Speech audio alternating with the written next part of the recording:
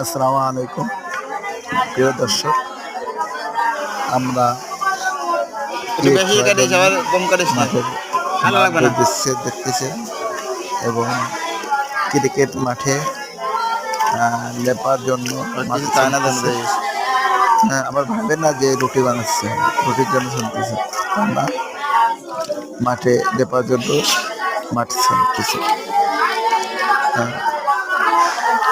রুটি বানাবি নাকি?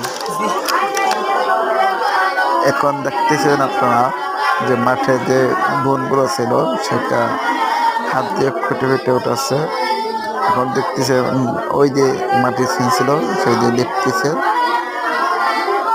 মাঠে কাজ চলতেছে চলমান।